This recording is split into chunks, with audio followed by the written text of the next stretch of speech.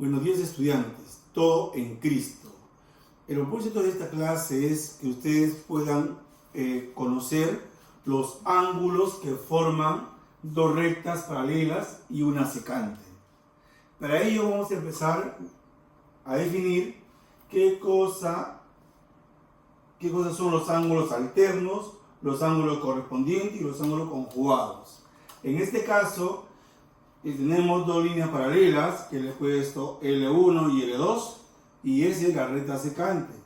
Cuando se cortan van a formar 8 ángulos. Como ustedes pueden observar, el ángulo A, B, C, D, E, F, G y H. Son 8 ángulos.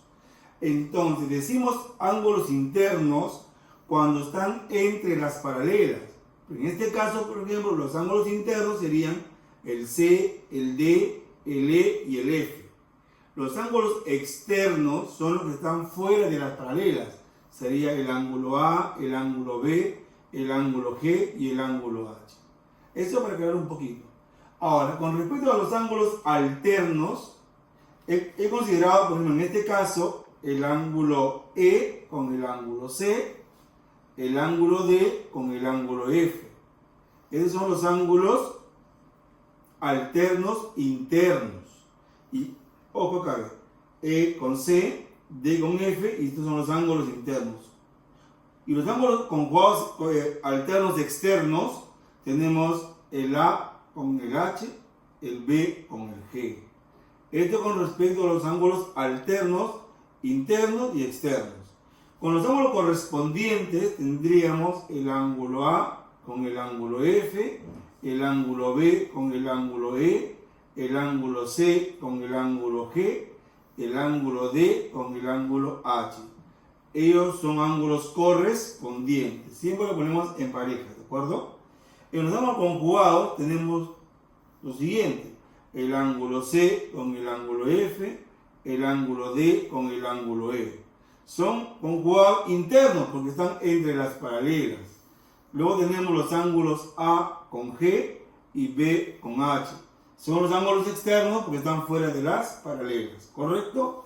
Eso es como correspondiente a los 8 ángulos que forman estas dos rectas paralelas cortadas por una secante.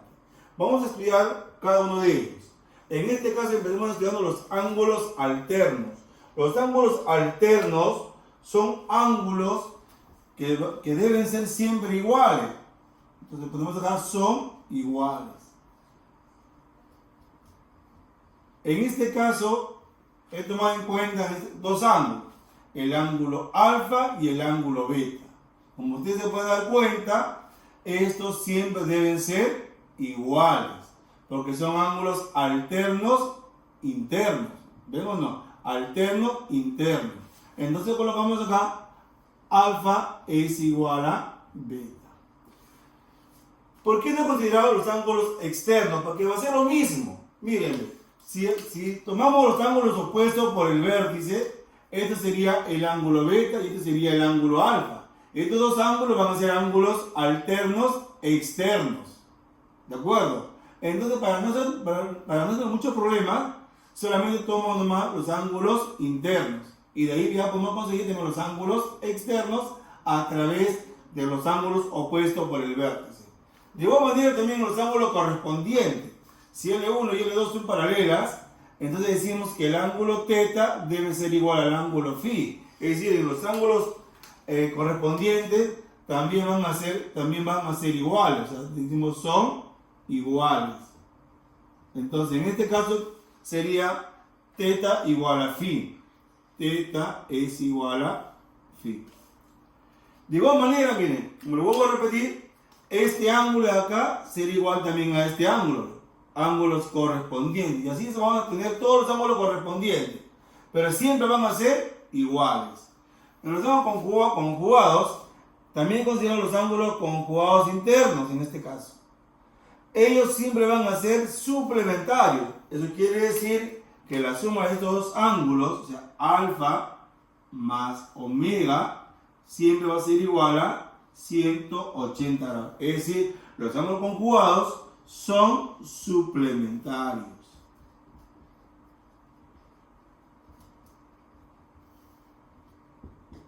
acuerdo? De igual manera, miren, como este es omega, es omega, este es alfa y también es alfa. Y estos dos serían ángulos conjugados externos y también van a ser suplementarios, ¿correcto? Luego tenemos el teorema de Sarros. Si L1 y L2 son paralelos, entonces vamos a tener acá esta figura. Miren la figurita. Vamos a sumar los ángulos que miran hacia este lado. Es lo que están de esta forma. Estos son los que miran hacia este lado. Y esa suma debe ser igual a los ángulos que miran hacia el otro lado. Que sería esto. Estos son los que miran hacia el otro lado. Entonces, ¿qué ángulos miran hacia este lado? Decimos alfa más beta más teta, que son los ángulos de color rojo. Los ángulos que miran hacia este lado son los ángulos de color negro, que sería X más Y más Z. ¿De acuerdo? Ese es el teorema de Sarros. Luego tenemos acá dos propiedades. Primero, este sería como si fuera un caso del particular. Entonces, ¿quién mira hacia este lado? Solamente es el X. Quienes miran hacia el otro lado es el alfa y el beta. Entonces quiere decir que este X va a ser igual a alfa más beta. Propiedad número 2. También L1 y L2 son paralelas. Entonces voy a tener esta figura ahí. Alfa, teta, beta y teta. Y este es el X. Entonces dice que este X va a ser igual a la suma de todos estos ángulos que se generan. Entonces X va a ser igual a alfa más beta más teta. ¿De acuerdo? Todo esto, estas propiedades vamos a aplicar en la resolución de problemas referente a este tema. Entonces voy a tratar en el siguiente de explicarles a través de los ejemplos cómo se aplican estos teoremas y estas definiciones en los problemas de geometría. En este caso, en los ejemplos que vea a continuación. En el ejemplo 1 me dicen hallar X si L1 es paralela a L2. Me dan el gráfico, entonces debo saber cuánto vale. Para eso voy a usar los ángulos formados entre dos rectas paralelas. En este caso he hecho un gráfico aparte para poder hacer los trazos en este caso. Por ejemplo, en este caso, si yo sé que este es el ángulo X, entonces ¿cuál va a ser el ángulo o qué voy a aplicar para encontrar X? Voy a usar los ángulos alternos internos. Implica que este ángulo pasa en este lado. Esto sería X también en este caso. ¿Ven o no? No se fuera la Z. ¿Ven? El zorro.